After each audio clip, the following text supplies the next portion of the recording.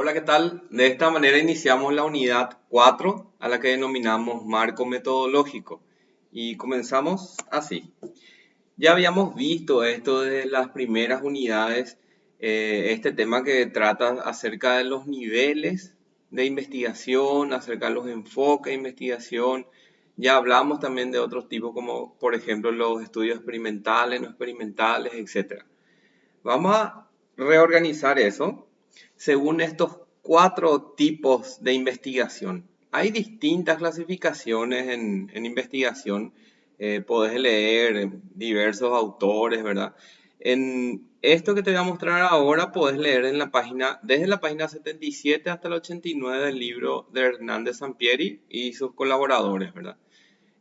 Si bien hay varias clasificaciones como mencioné, a mí me parece bastante sencilla esta clasificación, muy simple en el sentido de entendible. La mayoría de las tesinas, de las investigaciones que se hacen en la facultad se basan en este tipo de clasificación. Así es que vamos a centrarnos en esta, ¿verdad? En esta clasificación. Hay que clasificar estos estudios o las investigaciones según su enfoque, según el grado o tipo o forma de manipulación o no de variables, el nivel o alcance al que va a llegar la investigación y la temporalidad, que se refiere más bien en cuanto al corte, a la cantidad de aplicaciones que se realiza en el tiempo. A eso se refiere más bien la temporalidad. Bueno, según el enfoque de investigación, la investigación puede ser cuantitativa o cualitativa. Y eso, en términos sencillos, es simplemente que la investigación cuantitativa se basa en datos numéricos. Los datos recolectados son datos numéricos. En cambio, los datos que se recolectan en la investigación cualitativa no son numéricos. Al no ser numéricos, no se puede emplear la estadística para el análisis. Y en la investigación cuantitativa, por lo tanto, sí se va a emplear la estadística. Entonces son dos puntos claves que van a diferenciar a una investigación cuantitativa y a una investigación cualitativa. Y esto seguro ya lo sabes, ¿verdad? Pero es bueno reiterar esto y muchos confunden todavía. En una investigación cuantitativa, entonces, los datos son numéricos y la forma de procesar esos datos es a través de la estadística, por lo tanto.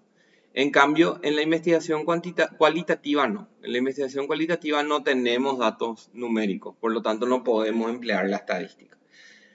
En el libro de Hernández Sampieri vas a encontrar esta tabla, este cuadro de diferenciación entre estos dos enfoques cuantitativo y cualitativo. Lo que ya acabo de mencionar, el hecho de tener datos numéricos, el empleo de la estadística para esos análisis, está contenido en estas tablas. Pero hay otras características también que diferencian. Por ejemplo, la realidad a estudiar, o sea, ¿qué es lo que estudiamos? ¿Qué es lo que se estudia? ¿A dónde apuntan una investigación cuantitativa y una cualitativa? Una investigación cuantitativa apunta a una realidad objetiva y única. Vas a leer, por ejemplo, como bien dice en la tabla, ¿verdad? Que el mundo es concebido como externo al investigador. Eso más bien hace ya alusión a la objetividad que se tiene en cuenta en la investigación cuantitativa. En cambio, en la investigación de enfoque cualitativo, la realidad o lo que se estudia es más bien subjetiva y se construye en la investigación. En una investigación, hablando así en forma general, en una investigación cualitativa, generalmente van surgiendo más y más preguntas. O sea, no trata simplemente de responder a una sola pregunta o responder a varias, no importa la cantidad, pero a preguntas específicas y culmina con la respuesta. Eso es más bien de un estudio cuantitativo. En cambio, en un estudio cualitativo, generalmente se responde a una pregunta, pero la respuesta a esa pregunta genera otra nueva pregunta y así va sucesivamente generándose nuevas preguntas y respuestas. O sea, esa es una característica típica también de la investigación cualitativa. La naturaleza de lo que se estudia no va a cambiar según las observaciones que se van realizando o las mediciones que se van realizando.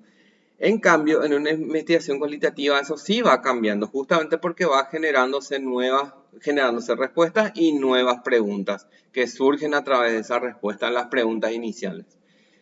Por lo tanto, esta realidad, lo que se estudia en una investigación cualitativa es cambiante, ¿verdad? Va a ir cambiando según las observaciones y según los datos que se van recolectando.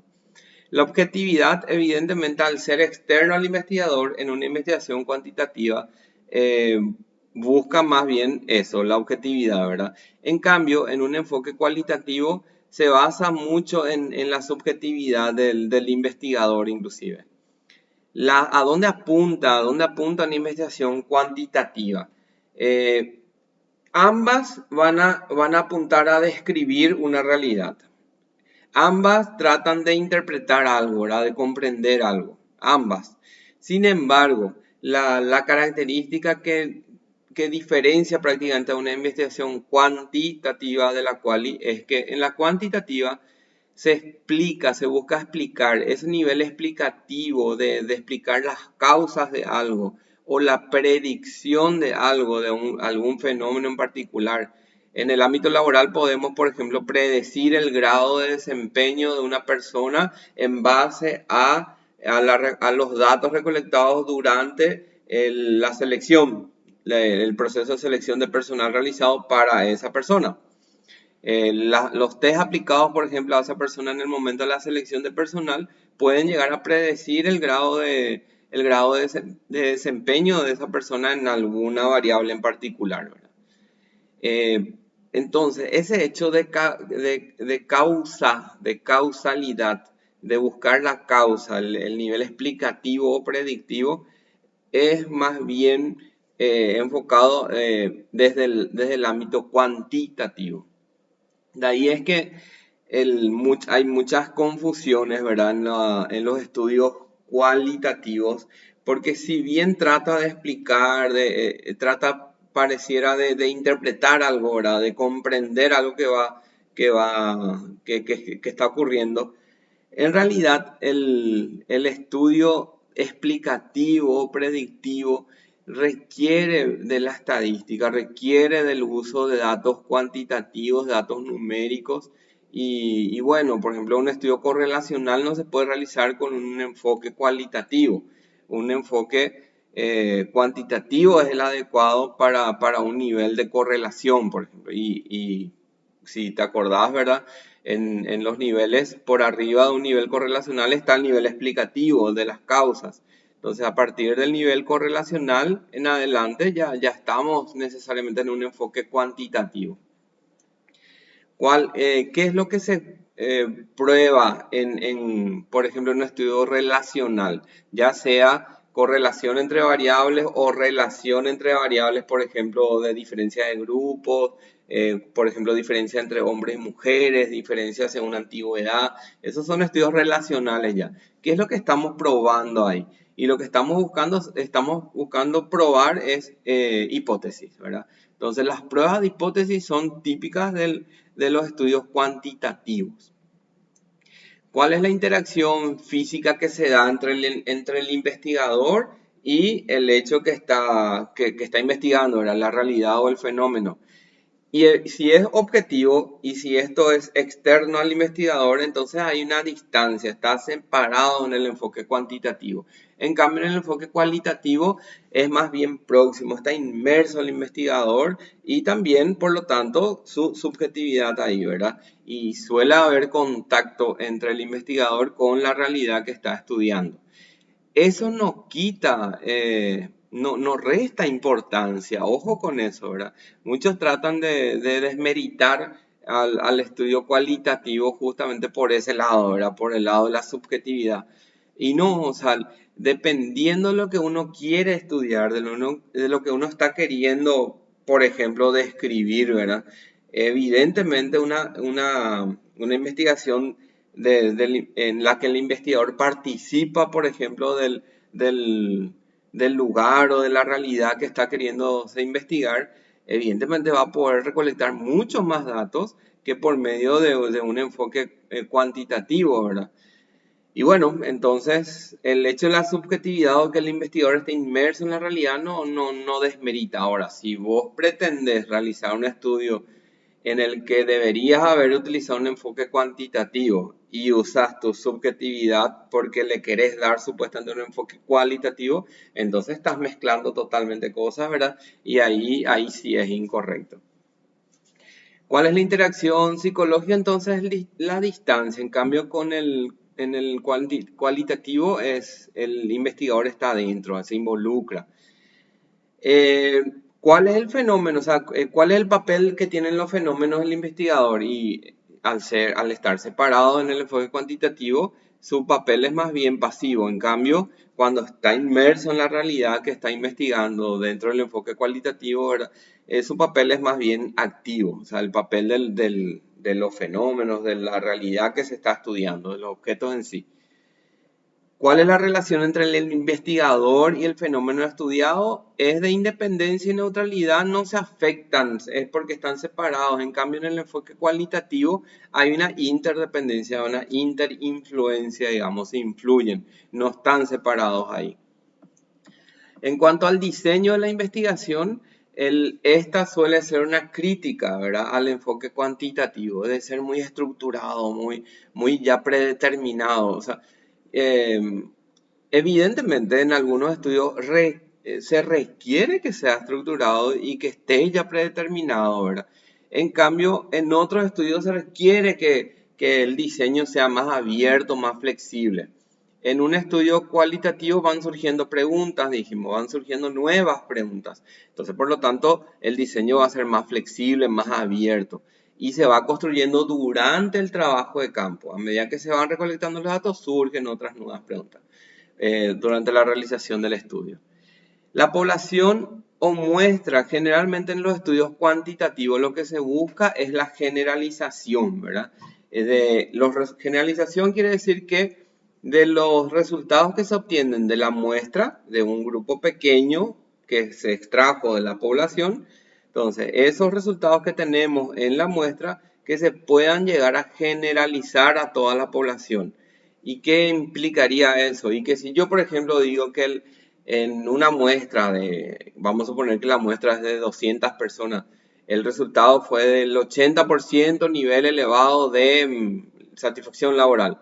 Entonces, ese resultado es generalizable en el sentido de que yo voy a poder decir o concluir que no solamente en la muestra estudiada, sino que en la población entera de 1000 colaboradores de una empresa, por ejemplo, se da el 80% de nivel alto de satisfacción laboral.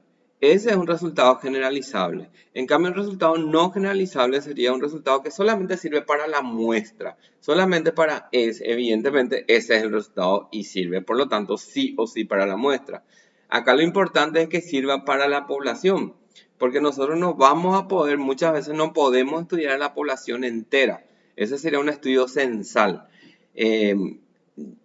Se denomina muestra censal, ¿verdad? Porque abarca toda la población, pero en realidad no es una muestra como tal, definición tal de extraer una parte de la población. En los estudios censales se incluye a toda la población, cuando las poblaciones son pequeñas, digamos. Pero hay veces en que la población es muy extensa, muy amplia y no se puede llegar a a todas las personas de esa población. Entonces se extrae una muestra. El objetivo de extraer la muestra es que sea representativa de esa población para que podamos generalizar los resultados. Estas son dos palabras que no hay que confundir, ¿verdad? La representatividad y la generalizabilidad sería, ¿verdad? El hecho de generalizar los resultados a la población. Una muestra es representativa de una población cuando tiene características que se dan también en la población en general. En cambio, es generalizable un resultado encontrado en la muestra. Eso quiere decir que el resultado que se obtuvo de la muestra se puede transpolar a la población. Conclusiones que uno realice en base a estos resultados de una muestra son conclusiones de la población en general.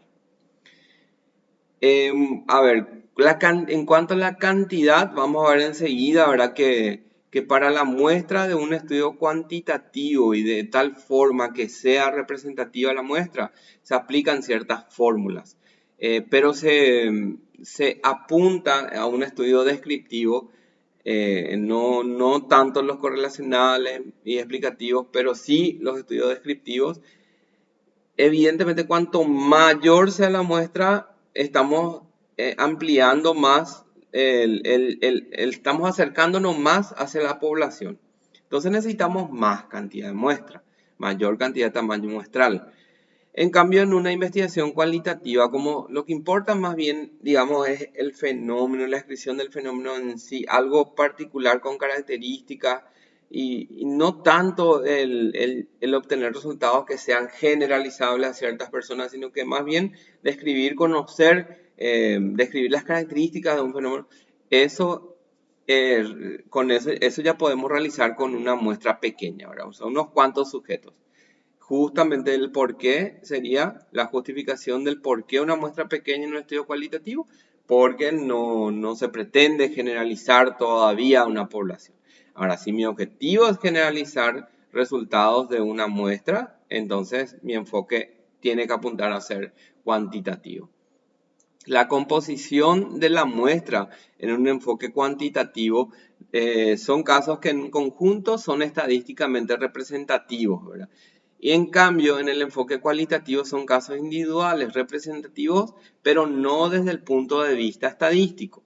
Entonces, es lo que estuvimos diciendo, ¿verdad? Estuvimos diciendo que en un estudio cuantitativo buscamos probar hipótesis, buscamos generalizar resultados, buscamos que esos resultados sean transpolables a la población y eso se realiza a través de la estadística. O sea, necesitamos realizar ciertos cálculos, tener en cuenta algunos aspectos como el nivel de confianza, el poder estadístico y otros, el intervalo de confianza en el que se dan los resultados. O sea, algunos conceptos estadísticos que ahora no vamos a entrar en detalle, pero sí en conjunto, ¿verdad? Son estadísticamente representativos. La muestra representa a la población, pero hablando desde el punto de vista estadístico. Eso no implica, no va para los enfoques cualitativos.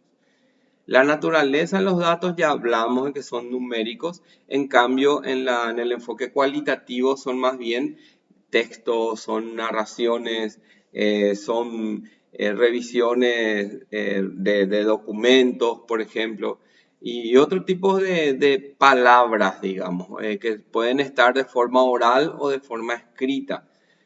No son números en particular, no son datos numéricos, sino que son, por ejemplo, datos extraídos de entrevistas, datos extraídos de observaciones realizadas, etc.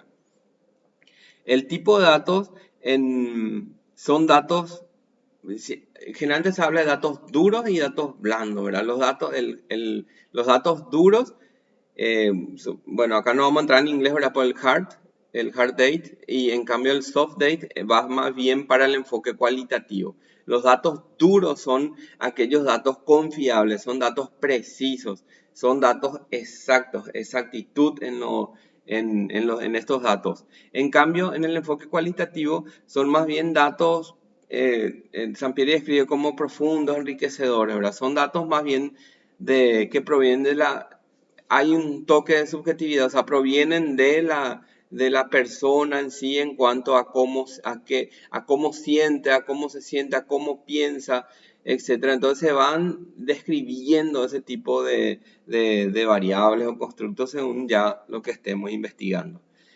La recolección de datos en el enfoque cuantitativo son a través de instrumentos, pero instrumentos estandarizados. Son datos numéricos, ¿verdad? Que se obtienen a través de instrumentos que están ya preestablecidos. Eso sería un dato un instrumento estandarizado. Las preguntas, los ítems, los enunciados ya están previamente establecidos. La forma de corregir ya tiene una forma de interpretar, de corregir e interpretar los datos que se obtienen de ese instrumento. En cambio, eso no se observa en el enfoque cualitativo, ¿verdad? La recolección de los datos en el enfoque cualitativo está más bien orientada a proveer de una comprensión, entendimiento de los significados y experiencias de las personas. El investigador es el instrumento de recolección de datos. ¿Por qué? Porque es la persona que está inmersa y va recolectando según lo que va observando inclusive. Entonces no hay algo preestablecido como se da en el enfoque cuantitativo. La forma de los datos, la forma de analizar sería que en el enfoque cuantitativo los datos son representados en forma de números que se analizan de forma estadística, ya dijimos. En cambio, en el enfoque cualitativo, los datos que sean en forma de textos, imágenes, ya depende también de la perspectiva del ámbito en el que se está investigando. Pueden ser piezas audiovisuales, documentos, como ya dijimos, objetos personales. Y bueno, o sea, diversos tipos de datos pueden darse en el enfoque cualitativo. Otra diferencia también es en cuanto a la estructura del proceso de investigación en sí. En general se da en este orden, ¿verdad? El planteamiento del problema, luego la revisión de la literatura o revisión bibliográfica, se recolectan los datos, se analizan esos datos y se reportan los resultados. Esto se da en ambos enfoques. Este orden, esta secuencia del proceso de investigación se da en ambos. Sin embargo, hay una diferenciación en cuanto al planteamiento del problema. Por ejemplo, en el enfoque cuantitativo, el planteamiento del problema está orientado hacia la descripción, predicción y explicación. Esos serían los niveles ya. En cambio, en el otro, en niveles no inferiores menospreciando, ¿verdad? Pero sí en cuanto a los niveles que habíamos visto, el exploratorio era el nivel inicial, ¿verdad? Entonces, un nivel exploratorio es parte de un enfoque cualitativo. Pero a partir de un nivel descriptivo, el nivel descriptivo ya puede ser quali o quanti, dependiendo de qué estás describiendo. Pero un nivel correlacional en adelante ya estamos en un enfoque cuantitativo. El planteamiento del problema es más bien específico y acotado en el sentido que apunta a describir, a responder pocas preguntas. En cambio, dijimos que en el quali es general y amplio porque justamente va respondiendo a varias preguntas. En el cuantitativo está dirigido hacia datos medibles, observables. En cambio, en el cualitativo apunta a datos, a experiencia de los participantes en sí. La literatura, la revisión bibliográfica no es muy importante en el cualitativo. Ahí lo que más importa son los datos que se van extrayendo, ¿verdad? En cambio, la literatura es muy importante en el enfoque cuantitativo porque debe haber un contraste, se debe contrastar esa revisión bibliográfica con los resultados obtenidos. La justificación para el planteamiento y la necesidad del estudio, en cambio, en el estudio, eso es algo que se puede dar también para el enfoque cualitativo, ¿verdad? Como la revisión de la literatura puede servir para justificar el planteamiento del problema y también la necesidad del estudio. Eso sería algo en común entre ambas. La recolección de datos, ya dijimos que vienen más bien de instrumentos estandarizados, predeterminados, estructurados, datos numéricos y una gran cantidad de casos, una gran cantidad de muestras, un tamaño muestral amplio. En cambio, en el estudio cualitativo, los datos van surgiendo de a poco según los resultados que se van obteniendo.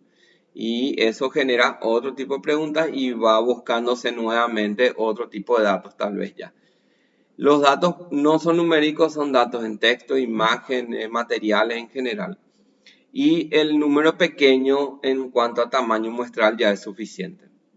El análisis de los datos evidentemente para el cuantitativo es estadístico, en cambio para el cualitativo es a través el análisis de esos datos, de esos materiales, ya sea texto, audiovisual, objetos personales, etc. Bueno, y el reporte de resultados generalmente es, en una investigación cuantitativa ya hay una estructuración para reportar los resultados estándares, fijos, y apunta a conclusiones objetivas, ¿verdad? Sin nada de subjetividad. En cambio, en un enfoque cualitativo se apunta a la reflexión y son son resultados que son más bien, el reporte es más bien flexible, la forma de reportar esos resultados no está tan estructurado, tan estandarizado o fijo como en el enfoque cuantitativo. Eso fue en cuanto al enfoque, pero en cuanto a la manipulación de las variables, ya habíamos hablado en algún momento en alguna de las unidades. La manipulación de las variables es lo que determina más bien el tipo de diseño para algunos autores. Algunos llaman diseño de la investigación y se está refiriendo a esto. Así es si hay una manipulación de variables o si no hay manipulación de variables. Si es que hay manipulación, el estudio se denomina experimental. Si no hay manipulación, el estudio se denomina no experimental.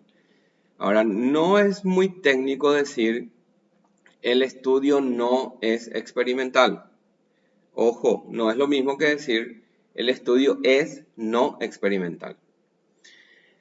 Al fin y al cabo pareciera que es lo mismo, ¿verdad? Pero hablando técnicamente en el lenguaje técnico de investigación, lo correcto sería decir el estudio es experimental o el estudio es no experimental. Y se diferencia por la manipulación de variables, ¿verdad? Pero ¿cómo se toca, cómo se manipula? Evidentemente no se toca nada acá, ¿verdad? En psicología laboral al menos no vas a estar tocando a las variables psicológicas o a los constructos psicológicos. Pero sí se manipulan las variables, se manipulan a través de intervenciones que realiza el psicólogo o la psicóloga.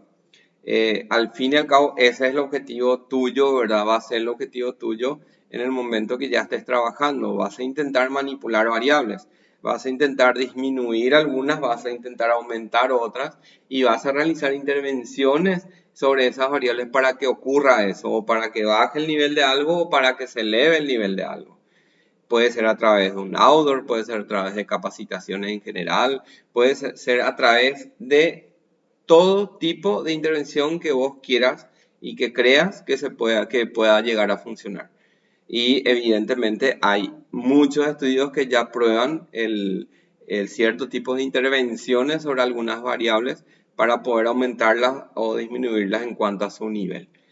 Bueno, en cuanto al en cuanto a la manipulación, entonces puede ser experimental o no experimental. Ya en cuanto a la temporalidad, se refiere más bien a la cantidad de aplicaciones que se realiza en una misma persona. Hay una definición típica de esto, de estudios transversales y longitudinales, que habla del tiempo, ¿verdad? En un momento único del tiempo, dice. O a lo largo del tiempo. Esa es la definición típica. Un estudio de corte transversal se realiza la medición o recolección de datos en un momento único del tiempo. Por eso es de corte transversal. Es un solo corte en el tiempo. En cambio, en un estudio longitudinal se realiza el estudio a lo largo de un tiempo, dice. Pero ¿qué es lo que ocurre? ¿Cuál es la confusión que surge?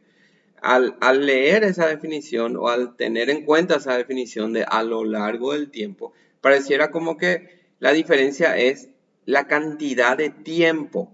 Y ojo que esa no es la diferencia. La diferencia es que se van realizando cortes, tasks, aplicaciones, quiere decir esos tasks, a lo largo del tiempo. Va un corte acá, luego otro, después de un tiempo otro, después de un tiempo otro. Imagínate que es una persona. Una sola persona le aplicas una vez en este día. Luego de cierto tiempo, otra aplicación, luego otra y luego otra. Y ojo, una sola persona recibe varias aplicaciones de instrumentos entonces. Y eso mismo ocurre con todas las demás personas que conforman la muestra. Entonces no se refiere el estudio longitudinal al tiempo. Un estudio transversal puede durar meses, puede durar años también. Entonces el tiempo no va a definir que sea transversal o longitudinal. Va a seguir siendo transversal si es que se realizó una sola aplicación. Suponete que tenés 2.000 personas. Esa única aplicación a cada una de las 2.000 personas no vas a poder realizar en un día, en 2 días, tal vez vas a necesitar semanas, vas a necesitar meses a lo mejor para una muestra de 2.000 personas. Entonces a eso se refiere. Si se realiza una sola aplicación, estamos ante un estudio de corte transversal. Leyendo, por ejemplo, fíjate en esta imagen que está en la proyección. Vamos a leer eso y después te voy a hacer una pregunta. El séptimo objetivo ha consistido en determinar la relación entre procrastinación y rendimiento académico. Se encontró relación negativa, es decir, una mayor reiteración en posponer la realización de las actividades se relaciona con niveles de rendimiento inferiores. En cambio, en la medida en que se experimenta la procrastinación como más problemática, el rendimiento tiende a incrementarse. Este tipo de relación significativa, aunque moderada entre rendimiento y procrastinación, ha sido detectada con frecuencia en investigaciones previas. No obstante, la magnitud de la asociación constituye una cuestión que todavía genera polémica en la investigación, ya que diversos estudios muestran una correlación negativa de moderada a fuerte entre procrastinación y rendimiento académico. Bueno, acá este es un fragmento, ¿verdad?, de una conclusión ya que habla del séptimo objetivo que pretendía estudiar la relación entre procrastinación y rendimiento académico y vemos los resultados, ¿verdad? Sabemos la discusión de esto y la conclusión final de qué tipo de relación se encontró y una discusión que dice, ¿verdad?, que inclusive puede tornarse de moderada a fuerte según el tiempo, etc. El objetivo de esta predicción no es que interpretes el resultado. Quiero preguntarte, ¿qué tipo de estudio es este? Según lo que estás leyendo, según lo que leíste acá, ¿qué tipo de estudio es? ¿Por qué te quiero hacer esa pregunta con este texto? Para ver si puedo derribar, eliminar algún mito, algunas concepciones que puede estar teniendo y que generalmente se tiene. ¿Cuál es el preconcepto que llegamos a tener de los estudios cualitativos y cuantitativos? Nosotros llegamos a pensar que los estudios cuantitativos tienen que haber números, ¿verdad? Eso acabamos de decir inclusive. Y los quali no tiene que haber números. Y una de las críticas que se suele hacer es la gente, algunos dicen, ¿verdad? No, pero el estudio cuantitativo es solamente números, dicen. Eso como dando a entender, o algunos son muy concretos, muy específicos y dicen específicamente lo que otros callan, o algunos dicen inclusive, son más directos y dicen, los estudios cualitativos son mejores porque ahí se puede hacer un análisis, no se queda solamente en los números, dicen.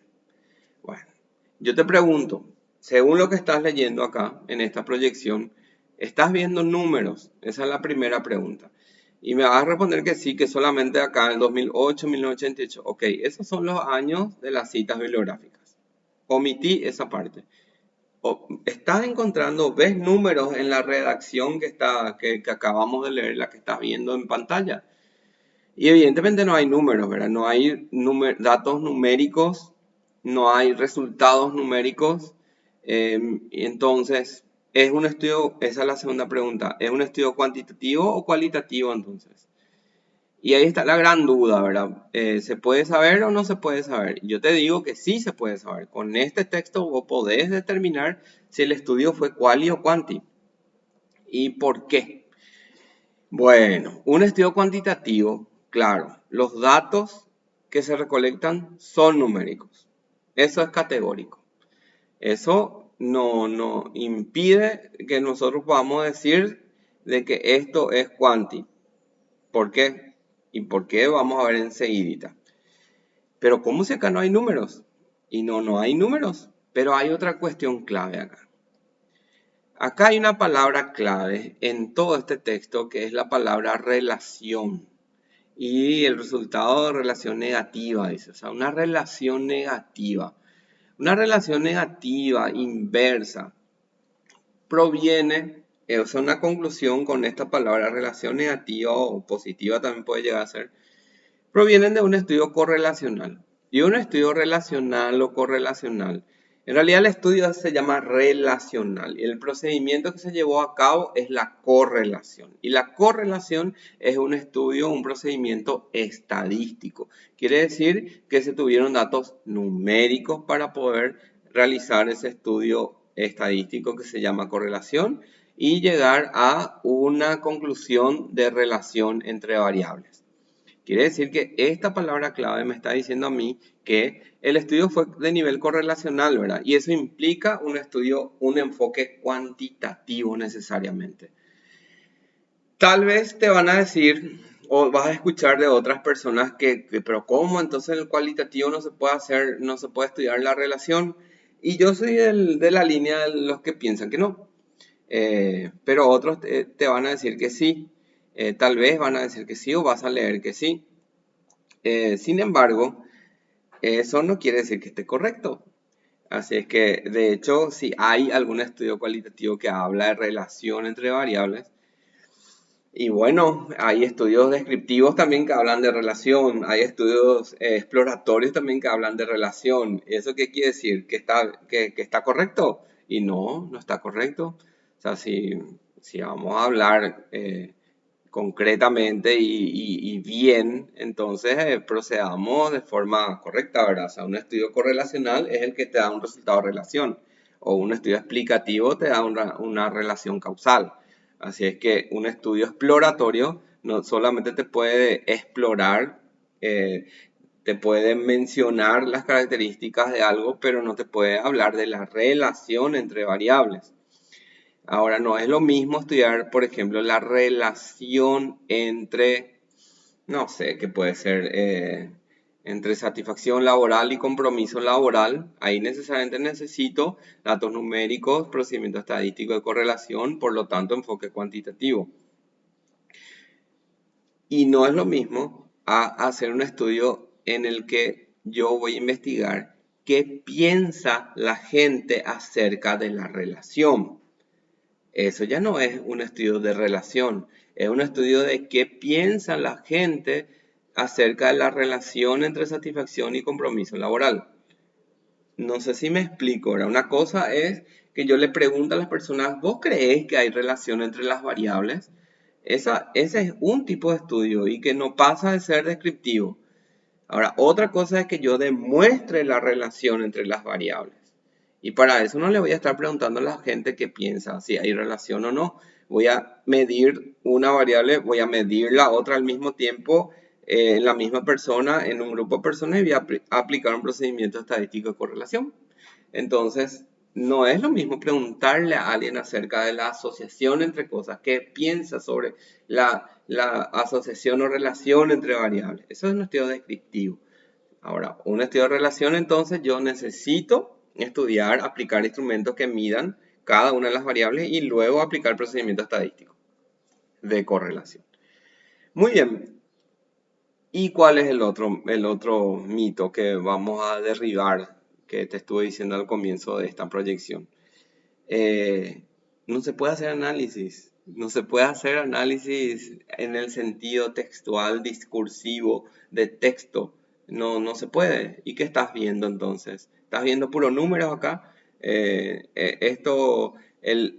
número, los números no te permitieron hacer este análisis que habla del séptimo objetivo, o sea que tenemos más objetivos en ese estudio seguramente que no necesariamente son puros números, ¿verdad? Entonces, en un estudio cuantitativo no se quedan los números. Un estudio cuantitativo implica solamente que los datos son numéricos, pero el análisis es de los números, ¿verdad? Pero el análisis no es en números, no es en numeritos que vas a ir. No entiendo cómo puede llegar a ser eso, ¿verdad? Un análisis en el que solo veas números. Eso en todo caso es la descripción de los resultados, ¿verdad? Pero el análisis al fin y al cabo, yo si quiero estudiar la relación entre una variable y otra, claro, voy a tener la correlación, voy a tener los números, pero después voy a analizar, bueno, si esto aumenta, la otra también aumenta, o si esta disminuye, la otra también disminuye, o esta le causa a la otra, y esta tiene un efecto sobre la otra, y esta sobre la otra. Entonces estoy haciendo un análisis que no son de números. La ventaja es el cuantitativo me puede decir qué tan fuerte es esta relación con esta o con esta o con esta o con esta y esto produce esto y qué tanta varianza se está explicando en esto. Esos son los modelos de ecuaciones estructurales, por ejemplo. Entonces, los números me aportan más datos inclusive. Pero el mito es este, ¿verdad? O sea, el mito es ese que ojalá puedas llegar a comprender, de que yo me esté explicando bien también, de verdad, de que de que no, con los números no te quedas solo en los números. Podés hacer un análisis y de hecho esa es la discusión y la conclusión de los resultados. Muy bien, esto fue como una introducción a los niveles o alcance de investigación. Todo lo puedes leer en la página 77-89 de Hernández Sampieri. Ya vimos esto, los 4 niveles que describe Sampieri: exploratorio, descriptivo, relacional y explicativo. El explicativo es el que determina las causas de algo. El de relación es la relación entre variables. El descriptivo describe niveles, describe variables. Y el otro caracteriza al exploratorio. En un estudio instrumental en el que se estudian las propiedades psicométricas de los test, la validación de contenido iría en este nivel exploratorio, porque ahí participan jueces, expertos que determinan si cada uno de los ítems son o no son pertinentes, relevantes, representativos del dominio del constructo que se evalúa, etc. Si bien se pueden aplicar cálculos como CBR, índice de validez de contenido, etc., eso ya es tratando de hacerlo más objetivo y más cuantificable esos datos obtenidos por medio de la exploración. Vamos a entrar en eso. Ya estuvimos viendo que estos son los 4 niveles, pero uno de los conceptos que vamos a incluir, ¿verdad? El estudio de relación más bien apunta a los estudios predictivos. Ahora, ¿qué otro concepto debe quedar? El estudio explicativo explica las causas. O sea, una produce la otra. No es lo mismo que algo le empuje a esto y esto se mueva. Esto se va a mover solo porque está esta causa. En cambio, no es lo mismo que las dos vayan juntas. Las dos van juntas, las dos se mueven juntas. O las dos se mueven por separado. Se mueven en distintas direcciones. Esas son relaciones positivas o relaciones negativas cuando van a distintos lugares. Ese es un estudio de relación, pero esto es un estudio explicativo, cuando esto produce algo en la otra. En cambio, en la relación prácticamente no hay contacto, ¿verdad?, entre las variables. Pero un estudio de relación correlacional o de relación es un estudio explicativo parcial. O sea, ya podemos estar como infiriendo de que puede haber una causa, una relación de causa-efecto entre esas dos variables que estoy estudiando en mi investigación correlacional. Es un estudio explicativo parcial, pero el explicativo propiamente dicho es obviamente el que explica ya las causas y está en un nivel mayor al correlacional. Eso quiere decir que se realizan otro tipo de procedimientos estadísticos ya. Un estudio de un nivel superior incluye al del nivel inferior. Por lo tanto, un nivel descriptivo necesita de que se haya realizado previamente un estudio exploratorio. ¿Qué se va a describir si no se conocen las características, si no existe el constructo, ¿verdad? Un estudio correlacional implica los 2 niveles anteriores y un estudio explicativo incluye los 3 niveles anteriores. Así que ese es otro concepto que tenés que conocer para llegar a un estudio explicativo. Esto es como un proceso inclusive. Y en una línea de investigación, generalmente uno comienza con niveles exploratorios descriptivos. Y a medida que va conociéndole más a la variable, va incluyendo a otras y ya va haciendo el estudio de relación. Y luego, a medida que va pasando el tiempo y varias investigaciones y varias publicaciones, ya vamos al nivel explicativo. A explicar ya las causas de una variable, por ejemplo. Una línea de investigación. Tu estudio, el trabajo que estás realizando, apuntamos a que sea correlacional, pero específicamente más bien por la viabilidad. Por la viabilidad que ya estuvimos viendo en otros capítulos. Pero ¿por qué es importante, digamos? ¿Por qué es relevante tu investigación? Porque es un estudio explicativo parcial. O sea que vamos a explicar ya algo, vamos a tratar de predecir ya algo, pero no podemos concluir esa explicación causal. Pero sí puede llegar a ser. Muy bien.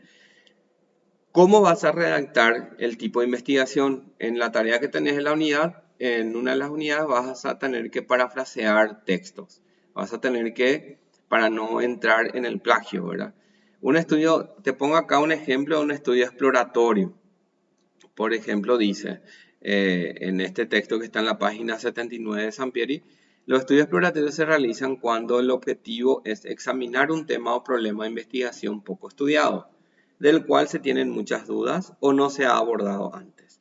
Es decir, cuando la revisión de la literatura reveló que tan solo hay guías no investigadas e ideas vagamente relacionadas con el problema de estudio, o bien si deseamos indagar sobre temas y áreas desde nuevas perspectivas. ¿Cómo voy a describir el tipo de investigación? Yo te pongo acá un ejemplo de un estudio exploratorio que no es de tu investigación. Vos vas a hacer en base al estudio correlacional, al estudio cuantitativo, al estudio transversal y al no experimental. Esas 4 definiciones tenés que extraer de algún libro de metodología de investigación. Acá tenés ya extraído el de un estudio exploratorio, que a vos no te va a servir. Pero sí te quiero mostrar de esta manera cómo podés parafrasear esto. Extraer las ideas principales. Acá ya están subrayadas. Una investigación poco estudiada, algo poco estudiado, un problema de investigación poco estudiado, no se abordó antes, se conoce poco. O sea, la idea central de un estudio exploratorio es esa. Y vos extraes las ideas principales de un estudio cuantitativo. Acuérdate que son 2 palabras clave, número y estadística. De un estudio transversal, un momento del tiempo, la aplicación. De un estudio no experimental, no se manipula variable. Y de un estudio correlacional, relación entre tal y tal variable.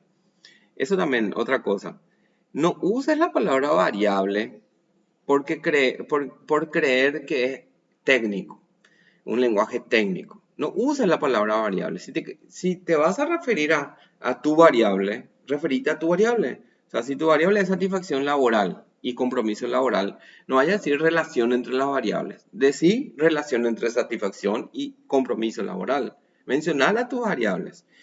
No uses tampoco la palabra grupo, por ejemplo. Tratar de no usar si no es necesario. Vas a comparar hombres y mujeres. O sea, vas a comparar los grupos de hombres y mujeres. No, vas a comparar hombres y mujeres. No es necesario la palabra grupo, ni variable tampoco. Relación entre las variables sexo y la variable satisfacción laboral. ¿Para qué vas a usar ahí la palabra variable? Relación entre sexo y satisfacción laboral. Punto. ¿Cómo puedes parafrasear esto? Así, por ejemplo, ¿verdad? Se realizará una investigación exploratoria, dado que, debido a que, por qué, etc. Las palabras nexo que vos quieras mencionar. Porque se va a examinar un problema de investigación poco estudiado, del cual se tienen muchas dudas, se abordó poco y se pretende indagar el tema de perspectivas innovadoras, etc. Como vos quieras hablar, dar las ideas centrales nada más de qué es ese estudio. Pero te das cuenta que en el párrafo de arriba, en la parte roja, el parafraseo, no estoy diciendo el estudio exploratorio es. Eso es lo que está abajo en la definición de estudio exploratorio. Vos no tenés que hacer un libro de metodología en tu investigación. O sea, vos no vas a redactar un libro de metodología. Vos lo que vas a hacer es contar qué tipo de estudio vas a hacer. Y eso es la primera parte. Se realizará una investigación exploratoria. Ahí está diciendo, se va a hacer un estudio exploratorio. Y, este es I. Toda esta parte ya es el I. Y explicar por qué decís que es un estudio exploratorio. Entonces, no, esta parte de redacción del tipo de investigación no es conceptualizar cada uno de los tipos de estudio. No es definir qué es un estudio exploratorio, qué es un estudio correlacional, qué es un estudio cuantitativo. El estudio cuantitativo es tal cosa, listo, pero acá no estamos redactando libros de investigación. Estamos contando qué tipo de investigación vamos a realizar y por qué decimos que es eso. Bueno, ojalá te sirva esto para la redacción del tipo de investigación. Otra parte del marco metodológico es la delimitación espacial y temporal. Evidentemente la espacial es el espacio, el lugar, y el tiempo temporal implica el tiempo. Pero ¿qué datos tenéis que aportarnos acá, tenéis que mostrar acá? Delimitación espacial puede ser, no hace falta que menciones Ojo, no menciones luego, mejor dicho, la dirección, ni siquiera el barrio tal vez, ¿verdad? Nada que pueda hacer que el lector identifique exactamente cuál es la institución. ¿Y por qué no? Y por el anonimato y la confidencialidad, ¿verdad? Vos estás prometiendo anonimato y confidencialidad en tu investigación, entonces no des datos en tu texto. Pero ¿cómo? Yo te quiero contar, profesor, que voy a hacer en tal lugar. No, yo no quiero saber dónde va a ser exactamente. Yo quiero saber qué tipo de institución es, qué tipo de personas van a participar, quiénes van a ser, pero no en el sentido para que yo identifique cuál es el lugar ni nada. So, vos lo vas a saber, vos, el investigador, y vas a guardar en confidencialidad esos datos. Comenta, podés decir en qué país, apuntando a que eso va a que tu investigación puede ser leído como antecedente de otros estudios internacionales, la ciudad, el departamento del país, central, Gran Asunción, barrio podría ser si es que no es muy obvio el lugar, si es que no va a hacer que la confidencialidad se vaya a la basura, ¿verdad? Entonces, comentar dónde puede llegar a ser, pero no algo que identifique exactamente. ¿Qué más puede ser la espacialidad? Y espacialidad, el espacio y el espacio y el tiempo, ¿verdad? Pero el espacio específicamente se refiere a eso, al lugar simplemente. No pongas dirección, no pongas dirección. Y en cuanto al tiempo vas a mencionar el periodo, dos periodos. Un periodo es el periodo de recolección de datos. ¿Cuándo se va a recolectar los datos? Eso hablando en protocolo, en futuro, ¿verdad? ¿Cuándo se va a recolectar los datos? Pero si ya está en un informe final, hablas en pasado, o sea, ¿cuándo se recolectaron los datos? Tu recolección de datos puede ser cuando vos dispongas, cuando vos digas, ¿verdad? Puede ser diciembre, puede ser enero, febrero, cuando vos digas. Quiero leer eso después en tu trabajo. Ojo que no estoy diciendo que vas a recolectar los datos. Entre paréntesis, te digo eso. Menciona vos cuándo, pero menciona ya cuándo. Total, si no va a ser en ese mes, va a cambiar. Vas a cambiar nomás después. Bueno, y también el otro tiempo que tenés que mencionar es todo el periodo. O sea, desde cuándo inició la concepción de la idea. Y esto inició seguramente allá por julio, agosto. Y hasta cuándo va a durar toda la investigación. Toda la investigación va a terminar cuando vos presentes tu informe final, que va a ser febrero, seguramente. Bueno, ese es el tiempo que tenés que mencionar en cuanto a extensión. Y los años, los meses, los días que correspondan para delimitar temporalmente. En cuanto a la población, muestra y muestreo, la población es el total, ¿verdad? El total de las personas que integran el lugar o el lugar donde vos vas a realizar ese estudio, ¿verdad? Hablar, por ejemplo, estudios de si es en una organización, entonces el total de personas que trabajan en esa organización. Y muestra sería una parte de esa población. Puede ser solamente los hombres, solamente las mujeres, puede ser solamente de un departamento, solamente de una sucursal, solamente de la zona central, solamente pueden ser los del interior del país, etc. Eso ya va a determinar vos cuál va a ser la muestra. Pero se supone que esa muestra debería ser representativa, ¿verdad? Entonces no vas a describir sí la muestra, pero pensando en la representatividad de esa muestra también, ya que este estudio es cuantitativo y enfocamos, vamos hacia la generalización de los resultados. Pero el muestreo, ¿qué es? Muestra no es lo mismo que muestreo. La muestra es la cantidad, son las personas que se extrajeron de la población. Pero muestreo es la técnica que se realizó para poder extraer esa muestra. Y ese muestreo puede ser probabilístico o no probabilístico. Eso vas a leer en estas páginas 178 o en cualquier texto. Pero sí tenés que conocer para el examen los tipos de muestreo, probabilístico y no probabilístico. No estamos en segundo curso, no estamos en metodología de investigación del segundo curso, estamos en investigación. Así que vamos a usar esos conceptos. Entonces no vamos a ponernos a hablar acá de todos esos conceptos otra vez, ¿verdad? Si no, vamos a ir a cambiar calificaciones o a poner a plazos o mejores notas, ¿verdad? En el segundo curso. No ese es el objetivo. Acá vamos a utilizar ya esos conceptos. Entonces volvé a leer acerca del muestreo probabilístico y no probabilístico. Tenés que tener esa definición, vas a tener que parafrasear esa definición en tu informe, en las tareas que estás realizando, al contar qué tipo de muestreo vas a realizar. Así como te mostré lo de exploratorio, así también lo de muestreo. ¿Por qué decís que tu muestreo va a ser no probabilístico o probabilístico, verdad? ¿Y qué tipo de muestreo se va a utilizar? ¿Y por qué decís que va a ser de ese tipo? Entonces no es conceptualizar cada muestreo, es utilizar ese concepto para mencionar el por qué vos decís que va a ser X o Y tipo de muestreo. Bueno, vamos a seguir. En cuanto a criterios de inclusión y exclusión, acá hay una pregunta clave, ¿verdad? ¿A quiénes se va a incluir en el estudio? Y en los criterios de exclusión es de entre los incluidos, ¿a quiénes se excluirá? Bueno, entonces no es a quienes no se les va a incluir. Esa no es la pregunta a responder cuando uno escriba los criterios de exclusión.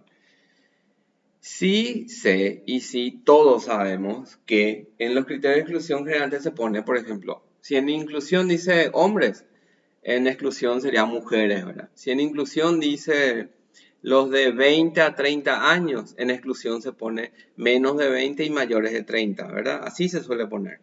Eso es lo típico, ¿verdad? Esa no es correcta, esa definición no es correcta, esa forma de hacer no está bien. Lo que hay que responder al escribir criterios de exclusión es esto que ves en pantalla. De entre los que ya están incluidos, ¿a quiénes se les va a excluir? Entonces, si ya están incluidos de 20 a 30 años, ¿a quiénes les excluís de ellos? De ellos. Entonces no tiene sentido poner menores de 20 y mayores de 30, ¿verdad? Porque ellos no están incluidos. De entre los ya incluidos, de 20 a 30 años, de entre ellos, ¿a quiénes les vas a excluir? Y les voy a excluir a las embarazadas, a los varones que tengan un lunar en el lado derecho, a los que tengan canas, etcétera, ¿verdad? O sea, de los ya incluidos, ¿qué otras características vas a tener en cuenta para excluir a ellos? Listo. Ese es un criterio de exclusión. Eso sí es algo, una reacción correcta de los criterios de exclusión. De lo contrario, no tiene sentido hacer 20, 30 años y después exclusión menores de 20, mayores de 30. Entonces te va a poner imagínate si vos decís, por ejemplo, trabajadores de la, no sé, del Paraguay. Entonces, ¿cómo va a ser tu criterio de exclusión si es que te basas en el otro concepto que lo popular? Vas a decir, exclusión entonces son los trabajadores de Argentina, de Chile, de Bolivia, de Estados Unidos, de Brasil, de Francia, de Inglaterra. O sea, va a empezar a decir todo el mundo. O sea, no tiene sentido hacer eso. De los ya incluidos, ¿a quiénes le excluís? Ese es el concepto de criterio de exclusión. Listo. Para el cálculo del tamaño muestral, te pongo acá una página, un link, un enlace al que puedes ingresar para leer sobre esto, ¿verdad? Con mucho más detenimiento. Pero también está en el aula virtual, el PDF. ¿Qué es lo que tenés que tener en cuenta para el cálculo del tamaño de la muestra? El tamaño de la muestra es la cantidad de personas que integrarían, los que formarían parte, que serían los participantes, ¿verdad? Del estudio, que formarían parte de la muestra. Tenés que tener en cuenta el tipo de estudio que vas a realizar, el tipo de investigación. No es lo mismo calcular el tamaño de la muestra para un estudio descriptivo que para un estudio de relación o para un estudio de comparación de grupos o para un estudio explicativo o para un estudio experimental, etc. Hay fórmulas para calcular el tamaño de la muestra según el tipo de estudio que se va a realizar. Estas son fórmulas, que las que ves en pantalla son fórmulas para el cálculo de tamaño muestral en caso de estudios descriptivos y de estudios relacionales. Y así también si el estudio es descriptivo cuantitativo o si el estudio es un descriptivo cualitativo, la fórmula varía. No es lo mismo entonces calcular el tamaño de la muestra para un estudio cuantitativo, descriptivo, ¿verdad? Que para otro cualitativo, descriptivo también. Si es que si vos, por ejemplo, estás haciendo una tesina o una investigación en el que tu enfoque es cuantitativo, pero ubicas esta fórmula que se ve acá con la que tiene P y Q, quiere decir que no estás conociendo este concepto, ¿verdad? O quien te está orientando no conoce, ¿verdad? No es lo mismo. Se debe calcular de una manera diferente y los datos que se necesitan son diferentes. Así también no podés estar realizando un estudio relacional, pero vos calculás tu muestra como si fuese un estudio descriptivo. Eso es incorrecto también. Así es que tener presente estas fórmulas, sobre todo para la investigación que estás realizando, que es un estudio de enfoque de cuantitativo y de nivel relacional. Por lo tanto, es esta la fórmula que vas a aplicar. Muy bien. ¿Cuáles son los datos que incluyen en estas fórmulas? La n minúscula significa tamaño de la muestra. N minúscula es el tamaño muestral. N mayúscula es el tamaño de la población. N mayúscula es el tamaño de la población. De las 5 fórmulas que estás viendo ahora, ¿en dónde encontramos N mayúscula? Y acá, estudio descriptivo cuantitativo de población finita, estudio descriptivo cualitativo de población finita también, pero en las demás ya no se encuentra. Quiere decir que no se va a tener en cuenta el tamaño poblacional para los estudios relacionales. No hay acá la N, no está acá la N mayúscula. Así que no vas a necesitar ese dato para calcular el tamaño de la muestra. ¿Qué es lo que vas a necesitar para un estudio relacional para calcular la muestra, digo, el tamaño muestral? Hay dos datos que vamos a ver enseguida que se llaman nivel de confianza y poder estadístico. Estos son los dos datos del numerador. Pero en el denominador está la R. La R significa relación, o sea, el coeficiente de correlación de Pearson que ya se conoce entre ambas variables, ya sea por un estudio previo, un antecedente, o por una prueba piloto que vos podés realizar. Ese es el valor de la R relación que se va a incluir en esta fórmula. No vas a incluir en ningún momento el tamaño poblacional. Quiere decir que no va a influir el tamaño de la población. A mayor cantidad de población, mayor tamaño muestra, no se cumple en esto. No se cumple. Hay gente, por ejemplo, que no, pero en la organización donde yo voy a hacer estudios son 2000 personas, luego y más muestra voy a necesitar así porque son muchas personas. No, no vas a tener en cuenta el tamaño de la población. Ahora, si es un estudio descriptivo, sí. Si es un estudio descriptivo, sí, porque el tamaño de toda la organización es conocido. Ese tamaño se conoce, la población, el tamaño poblacional, la N mayúscula se conoce. Quiere decir que tu población es finita.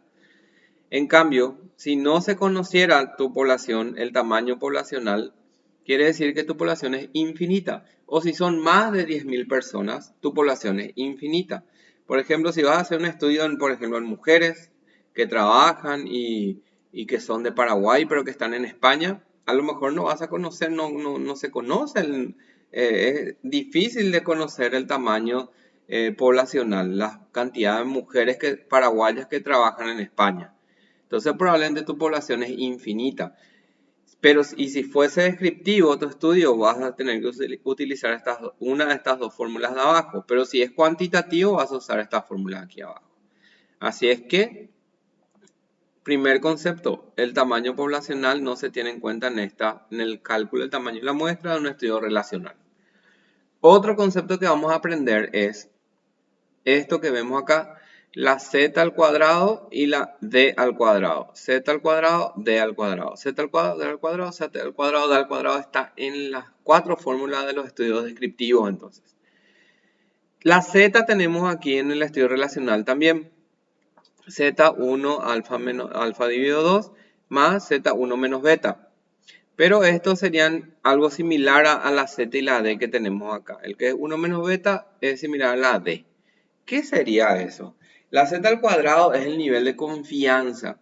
Eso quiere decir, ¿verdad? El intervalo, o sea, el rango en el que vamos a considerar nosotros, que puede ser 95%, puede ser 90%, puede ser 85, 80, 70 también si queremos. Lo habitual es considerar un nivel de confianza del 95%. Eso sería la certeza de que se encontraría en ese rango el resultado que vamos a encontrar. Eso sí es que transpolamos a la población. Como es un dato que yo voy a tener de la muestra, voy a tener un resultado sí o sí de esa muestra. Si yo considero un nivel de 95% de confianza, eso implica que en un 95% de seguridad ese resultado se da en la población también. Entonces, ese valor de la z al cuadrado ya está calculado. Ese vos no vas a calcular, eso ya está en una tabla que si vos consideras 95% nivel de confianza, el valor que incluirías en la z al cuadrado es 1,96 al cuadrado, ¿verdad? O sea, la z 1,96 y al cuadrado, porque acá en la fórmula está elevado al cuadrado. Ahora, el nivel de confianza entonces es la certeza de que se encontraría ese valor si traspolamos los resultados a la población. Ahora, la d al cuadrado es el nivel de precisión absoluta o es el intervalo de confianza también en el que se encontraría ese resultado, pero estamos hablando de poder estadístico. El opuesto al poder estadístico en realidad sería el error. Si yo considero un poder estadístico del 80%, entonces estoy hablando de un 20% de error. Si yo considero un 90% de poder estadístico, estoy teniendo un 10% de margen de error. Entonces, errores es lo que voy a tener en cuenta también acá. Lo habitual es considerar 80% de poder estadístico. Y eso ya está calculado también. Es 0,842 sería en este Z1 menos beta. 0,842 para un poder estadístico del 80%. Y la D específicamente es nivel de precisión absoluta. Si considero 90% es 0,1, o sea el 10%. 0,1 al cuadrado siempre. Bueno, estos datos vas a tenerlo en esta página. Lee bien ese PDF, conocer los elementos de la página, de la fórmula. Ahora, S al cuadrado, ¿qué quiere decir? S al cuadrado, S es el desvío, desviación estándar. Y al cuadrado, S al cuadrado quiere decir desvío al cuadrado, o sea, varianza. Varianza de ese constructo en la población que estás estudiando. Si está estudiando satisfacción laboral en tal población, ya debería conocerse el grado, la varianza de satisfacción laboral en esa población. ¿Y cómo? Y en otros estudios. Vas a revisar los antecedentes de tu investigación y de ahí puedes extraer la varianza. Como tu estudio es cuantitativo, vas a utilizar varianza. Entonces, vas a buscar eso. Vas a buscar la varianza o bien puedes extraer de una prueba piloto. O sea, vas a aplicar un grupo de 10, 15 personas y vas a calcular la varianza de esa variable, de tu variable de estudio, en esa muestra de 10 a 15 personas. Una muestra de piloto, ¿verdad? De prueba piloto. Y ahí ya vas a tener el valor. ¿Qué es lo único entonces que vos necesitas calcular o extraer de algún lado? Es la S al cuadrado, o sea, la varianza. No necesitas z al cuadrado, eso vos decidís. 95%, entonces le corresponde un valor de 1,96. O si por ejemplo acá el poder estadístico vos decís 80%, entonces le corresponde un valor de 0,842. El tamaño de la población N, y eso pregunta ahí en recursos humanos, talento humano, y te van a decir, acá hay una población de tantas personas. O si es infinita, entonces no se calcula la N, no se tiene en cuenta la N. El único dato entonces que necesitas calcular, revisar en algún antecedente o prueba piloto es la varianza. Para un estudio relacional, que es como el que vos vas a realizar, la R sería la relación. Vos podés aplicar una prueba piloto y calcular la R entre las dos variables. Y ese valor vas a incluir aquí en esta fórmula y de ahí vas a calcular la N, el tamaño muestral. Poder estadístico es Z1 menos beta. Z1 menos alfa dividido 2 es el nivel de confianza. Acá estaría 1,96 más 0,842. Todo eso dividido un medio que sería 0,5 por logaritmo natural de 1 más R y 1 menos R. Y la R extraes de otro estudio o bien de una prueba piloto. Todo esto elevado al cuadrado más 3. Ahí vas a tener el tamaño muestral que necesitas. para poder realizar tu estudio y que tenga criterios de representatividad. ¿Para qué se realizan estos cálculos? Por ejemplo, ¿para qué se tiene en cuenta el nivel de confianza o el poder estadístico en la fórmula? Esto se tiene en cuenta para evitar dos tipos de errores, el error de tipo 1 y el error de tipo 2. El error de tipo 1 consiste en rechazar una hipótesis nula cuando es verdadera. Y el error de tipo 2 significa aceptar una hipótesis nula que en realidad es falsa. O sea que tuviste que haber rechazado eso. Y en el error de tipo 1, el error tipo 1 es rechazar la hipótesis nula que es verdadera. O sea, tuviste que haberte quedado con la hipótesis nula en este caso.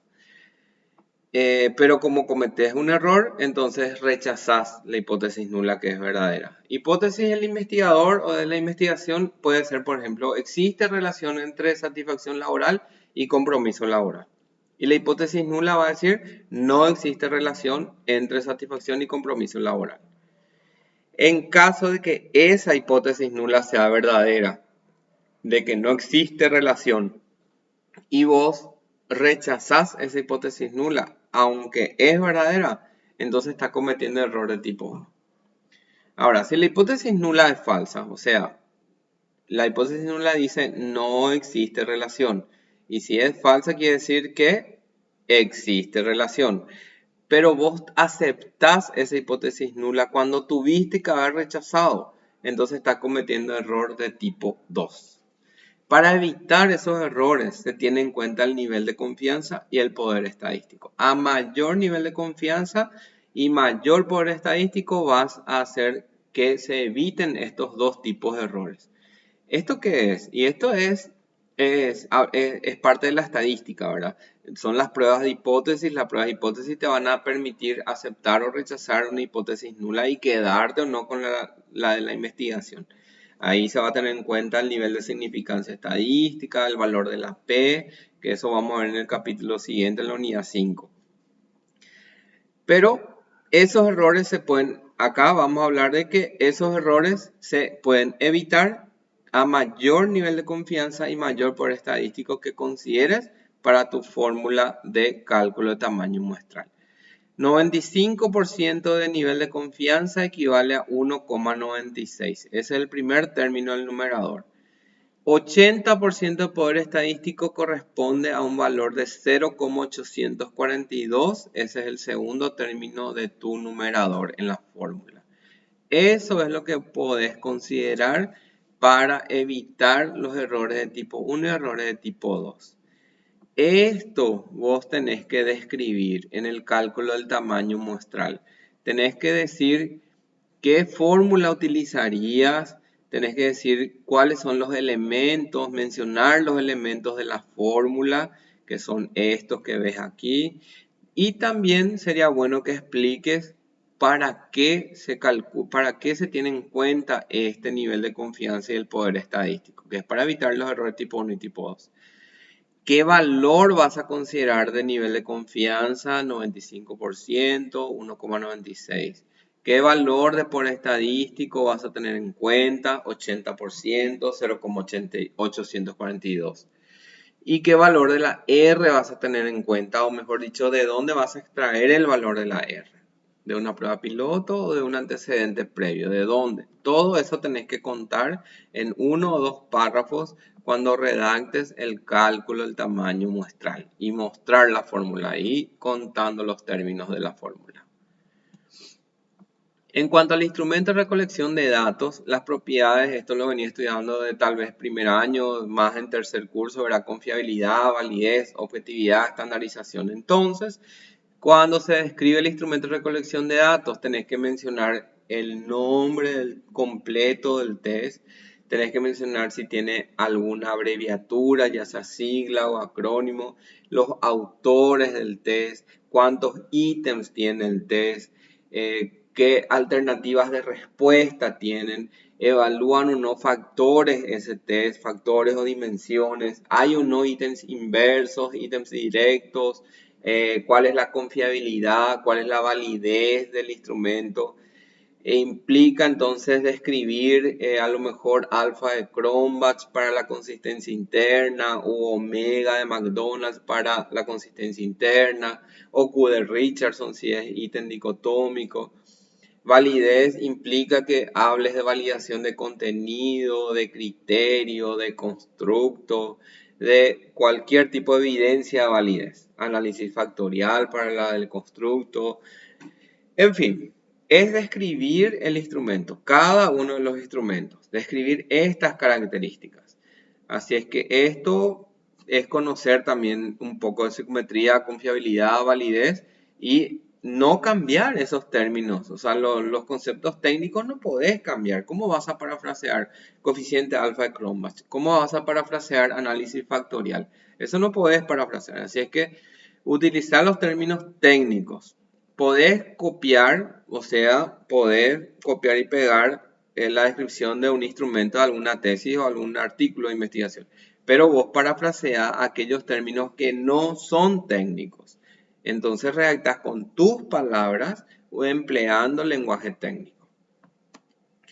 Para el procedimiento de recolección de datos es importante hablar del permiso que vas a solicitar, cómo vas a solicitar un permiso. No es, o sea, presentar una nota no quiere decir tener el permiso. Entonces hay que describir en detalle esto. Esto es metodología, entonces hay que ir en detalle. Se solicita el permiso primero. ¿Cómo? De forma oral, ya está hablado, se conversó, se dialogó, hay apertura a los directivos, se entregó una solicitud de forma escrita. Esa es la solicitud. Pero después está la aprobación, o sea, una vez que se tiene la aprobación, eso vos tenés que especificar. Una vez que se tenga la aprobación, se va a proceder a la recolección de datos, ¿verdad? Entonces no es entregar la nota y después ya hablar de la recolección de datos, sino que en el sentido de primero mencionar la aprobación del permiso, tener el permiso. Mencionar eso ahí en tu descripción.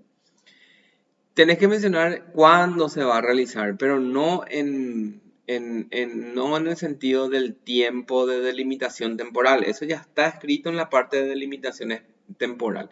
Va a ser en enero, en febrero. Eso no es acá. El tiempo al que me refiero acá es en cuánto tiempo y durante, en qué momento, en algún receso, cuando las autoridades de la organización te permitan, cuando están almorzando, cuando se van a ir a sus casas, cuando terminó ya de trabajar, va a interferir o no va a interferir con sus trabajos, etc. Todo eso poder describir en esta parte, en procedimiento de recolección de datos. Y también cómo, o sea, el cómo se va a realizar. Acá no es describir el instrumento, porque eso está en el punto anterior que vimos. Acá es decir, en todo caso, de qué forma. Va a ser individual, va a ser colectiva, va a ser a través de un formulario web. ¿Qué formulario web va a ser? Cómo se va a elaborar ese formulario previamente y después la recolección de datos. Cómo se le va a entregar a ellos. Se les va a entregar en papel. Se les va a entregar el link a través de un número telefónico que te va a proveer el posible participante. ¿Cómo ese procedimiento describí en detalle? Para el plan de análisis hay que tener en cuenta los objetivos de tu investigación. Como objetivo de investigación generalmente está la descripción de variables. La descripción de variables puede ser, por ejemplo, el nivel alto, medio, bajo de las variables, o también puede ser describir los ítems, qué conductas son las más frecuentes. De todos los 20 ítems que tienen un test, en cuál se obtuvo una mayor media, por ejemplo, o en cuál hay mayor respuesta de totalmente de acuerdo, totalmente de desacuerdo, etc. Todo esto también forma parte de la descripción de la muestra. La descripción de la muestra es en cuanto a características de edad, sexo, en qué departamento trabajan, la antigüedad, etc. Esto se describe a través de frecuencia, porcentaje, media, desviación estándar, moda, mediana. Estas son medidas de tendencia central, medidas de dispersión también. Se suelen presentar en tabla. Entonces es hablar esto. Esto es lo que vos tenés que mencionar al describir tu plan de análisis para tus objetivos descriptivos. Pero pues, si vas a hacer inferencias, pruebas de hipótesis, tenés que mencionar que se va a realizar primero la prueba de normalidad. Y la prueba de normalidad generalmente para una muestra mayor de 50 personas se utiliza la prueba de Kolmogorov-Smirnov y es con B corta al final en ambos nombres, en ambas palabras. O si va a ser menos de 50 personas, la prueba de Shapiro-Wilk, esa es la prueba que se utiliza para la prueba de normalidad. Si es que se encuentra distribución normal, se utilizan pruebas paramétricas posteriormente para ya lo que va a ser inferencial, sea comparación de grupos o correlación entre las variables. Y si no se encontró distribución normal, entonces se utilizarían pruebas no paramétricas para la comparación de grupos y para la correlación de variables. Quiere decir que no es simplemente aplicar ya o mencionar ya las pruebas de correlación y comparación de grupos. Primero se debe realizar una prueba de normalidad y si hay distribución normal se utilizarían pruebas paramétricas. Y si no hay distribución normal se utilizarían pruebas no paramétricas. Las pruebas paramétricas para comparar grupos y para correlación variables son las pruebas para comparar grupos. Hay que tener en cuenta si son dos grupos o si son tres o más grupos, o sea, más de dos grupos. Lo mismo para las pruebas no paramétricas. Hay que tener en cuenta si vas a comparar dos grupos nomás o tres o más grupos. Dos grupos nomás serían, por ejemplo, hombres y mujeres. O los menores de 10 años de antigüedad con los de 10 o más años de antigüedad.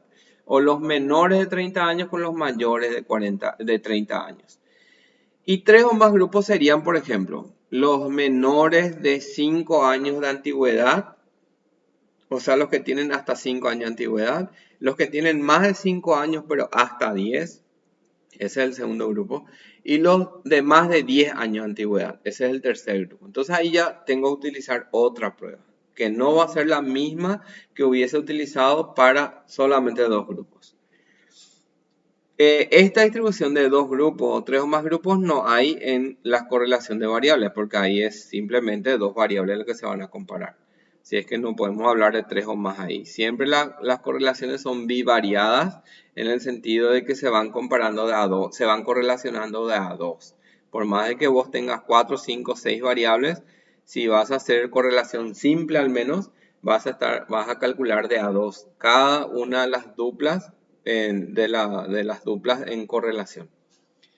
¿Qué prueba vas a usar? Voy a mencionarte aquí y después vas a leer esto y vas a tomar una fotografía o registrar en tus apuntes. Para comparar grupos, si son dos grupos, vas a utilizar, y es una prueba paramétrica, o sea, tuviste distribución normal, vas a utilizar la prueba T-Student. ¿Ok? Si la distribución fue normal, tenés que usar prueba paramétrica, por lo tanto, y querés comparar tres o más grupos, la prueba es ANOVA. Si tuviste distribución normal, por lo tanto vas a utilizar una prueba paramétrica. Para correlación de variables, vas a utilizar el coeficiente de correlación de Pearson. Ahora, si no encontraste distribución normal, las puntuaciones no siguen la famosa curva o campana de Gauss, curva de normalidad, se extiende más hacia la derecha o hacia la izquierda, quiere decir eso, entonces no vas a usar pruebas paramétricas, vas a usar pruebas no paramétricas. Si vas a comparar grupos, dos o más grupos, se utiliza la prueba Ullmann-Whitney. Pero si son tres o más grupos, vas a utilizar la prueba de Kruskal-Wallis. Ahora, si la distribución no fue normal, usas pruebas no paramétricas entonces. Para correlación de variables, no se usa Pearson, se usa el coeficiente o se calcula el coeficiente de correlación de Spearman. Muy bien, esas son las pruebas que vas a tener en cuenta entonces para el plan de análisis. Ahora, ¿en qué consiste todo esto para lo que tenés que escribir? Vos, esto que ves en pantalla, vas a escribir en texto, no en esquema, en texto. Vas a ir describiendo cada una de estas partes y esto se tiene que leer en 2, 3 párrafos, ¿ok? Esto es para el plan de análisis del protocolo. Como plan de procesamiento de datos, lo típico es utilizar el Excel, ¿verdad? El Excel es una distribución gratuita, o sea, lo tenés en Microsoft, está en tu computadora, así es que vas a poder utilizar el Excel. Con Excel se pueden hacer mucho de lo que con el SPSS también se puede hacer. Puedes hacer tablas, gráficos, puedes comparar grupos, puedes correlacionar variables, puedes... No hay necesidad de utilizar el SPSS, siendo que el Excel sí puede realizar algunos o la mayoría de esos estudios también, estudios estadísticos digo. Hay otro procesador de datos que se llama HASP. Este programa tiene las mismas funciones, casi las mismas funciones que el SPSS, solo que es de distribución gratuita. Si es que podés mencionar que vas a utilizar el HASP también, o bien el de que no es de distribución gratuita, el SPSS. Así es que yo te sugiero que describas cómo que utilizarías estos dos programas. En la parte de procesamiento de datos, entonces vas a mencionar a estos dos programas. Y mencionar para qué, que es para la parte descriptiva o inferencial o estadística, análisis de datos, etc. Si es que se trata de describir este punto, este apartado del protocolo, implica describir cuáles son los programas que vas a utilizar para procesar los datos. Busca en internet acerca de este programa HASP y va a tener algunos datos importantes que puedes utilizar para tu descripción también, para redactar esta parte del procesamiento de datos. Y la versión, por ejemplo, puedes tener ahí. Eso no te voy a proporcionar yo. Busca esa información acá, HASP, y ya, vas a encontrar con este logo. En consideraciones éticas, generalmente se escribe en las consideraciones éticas teniendo en cuenta las consideraciones de la Asociación Americana de Psicología, que es la APA, y también de la Sociedad Paraguaya de Psicología. Puedes buscar el código de ética de la Sociedad Paraguaya de Psicología y vas a ver en el apartado de investigación cuáles son los puntos a tener en cuenta, qué artículos del código de ética mencionan, por ejemplo, la investigación, y lo mismo en cuanto a la APA. Todo eso puedes mencionar en tu redacción de consideraciones éticas. Pero te recomiendo esto, sobre todo el informe de Belmont. El informe de Belmont habla de 3 principios de justicia, respeto y beneficencia. Así es que ahí se tienen en cuenta las consideraciones grandes, las principales, con anonimato, con voluntariedad, confidencialidad, el hecho de poder preguntar. O sea, todo eso vos tenés que mencionar que vas a hacer. Vas a permitirle a las personas preguntar lo que quieran, vas a permitirles retirarse en cualquier momento. Tenés que hablar del consentimiento informado que ellos te van a otorgar.